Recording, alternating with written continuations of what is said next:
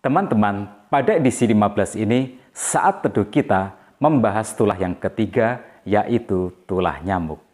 Nasnya adalah Kitab Keluaran pasal 8 ayat 16 sampai dengan 19.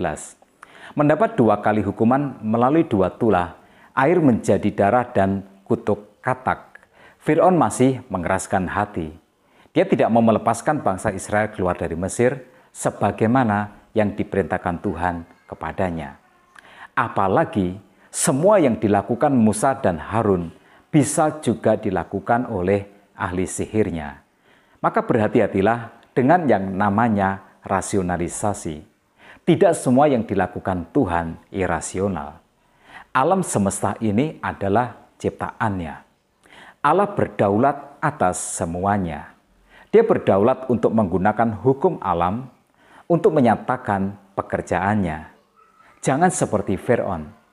Hanya karena ahli sihirnya bisa meniru apa yang dilakukan oleh Musa, maka Fir'aun mengabaikan perintah Tuhan. Mengabaikan tegurannya. Jangan jatuh kepada kesalahan yang sama. Kalau kita merasa bisa merasionalisasi apa yang Tuhan lakukan di muka bumi ini, dalam hidup ini, kita tidak akan pernah bisa percaya Tuhan. Karena itu, Tuhan langsung menimpakan tulah yang ketiga. Tidak seperti tulah yang pertama dan kedua yang diawali dengan peringatan, maka tulah nyamuk datang tanpa peringatan. Dalam ayat yang ke-16 dan 17 Tuhan berfirman, "Katakanlah kepada Harun, ulurkanlah tongkatmu dan pukulkanlah itu ke debu tanah, maka debu itu akan menjadi nyamuk di seluruh tanah Mesir." Lalu mereka berbuat demikian. Harun mengulurkan tangannya dengan tongkatnya dan memukulkannya ke debu tanah. Maka nyamuk-nyamuk itu hinggap pada manusia dan pada binatang. Segala debu tanah menjadi nyamuk di seluruh tanah Mesir.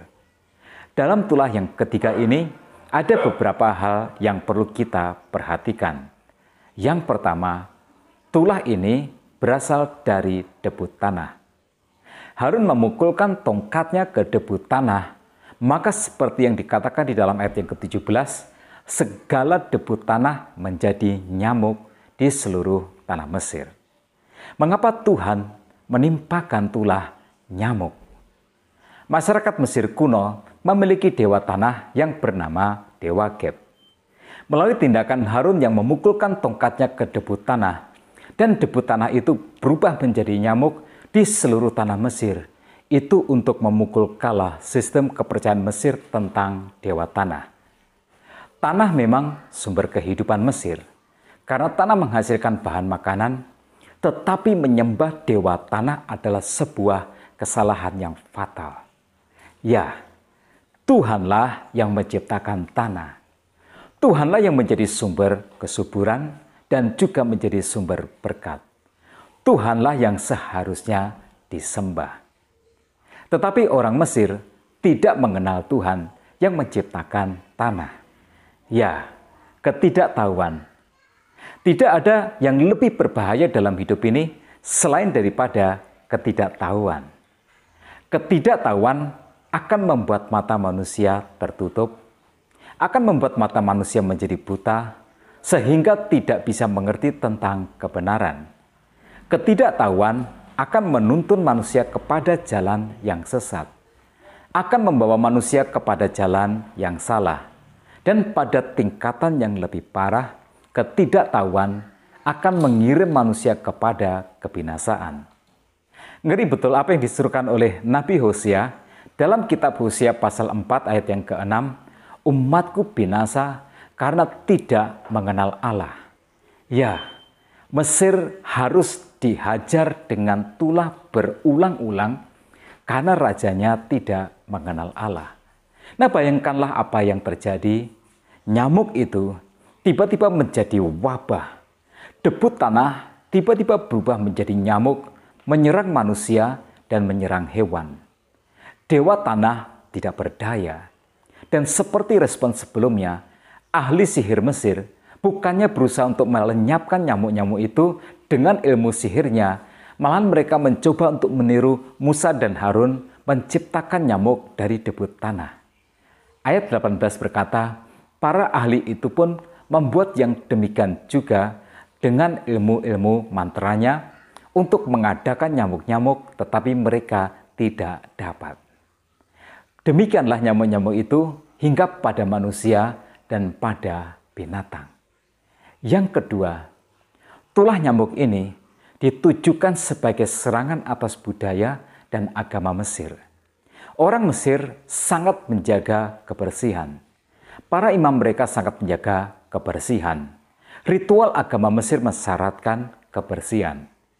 Kebersihan para imam, kebersihan para penyihir mereka, itu sebabnya pendeta Mesir mencukur kepalanya sampai bersih karena kebersihan adalah sistem kepercayaan agama mereka.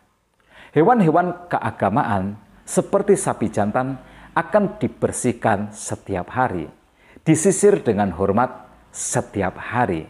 Tetapi sekarang dengan tulah nyamuk ini yang juga menyerang hewan, bagaimanakah mungkin mereka menyembah hewan yang sekarang menjadi najis karena nyamuk-nyamuk ini?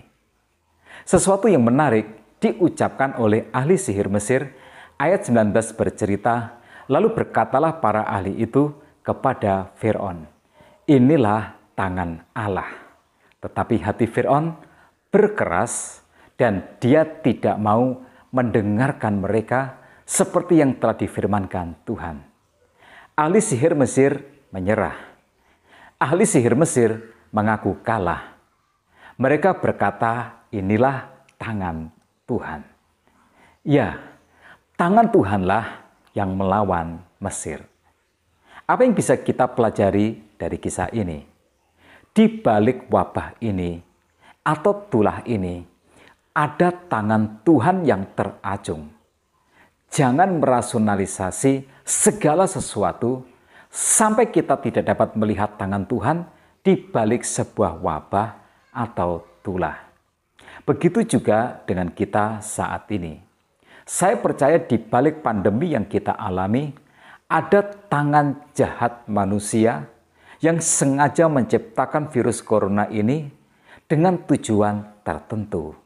Tetapi saya juga percaya ada tangan Tuhan di balik semua ini, sehingga Tuhan mengizinkan semua ini terjadi. Yuk kita kembali kepada Tuhan. Fir'aun mengeraskan hati, tetapi dia akan membayar nanti dengan harga yang sangat mahal.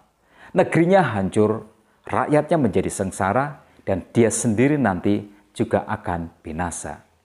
Tetapi kita, marilah kita terima semua ini sebagai panggilan Tuhan untuk bertobat, untuk percaya kepadanya, untuk datang mendekat kepadanya, dan hidup serius mengikut Tuhan. Jika hukuman Tuhan sangat serius bagi para pendosa, berkat-Nya juga serius bagi mereka yang bertobat. Tetap semangat dalam kehidupan. Tuhan Yesus memberkati kita semua.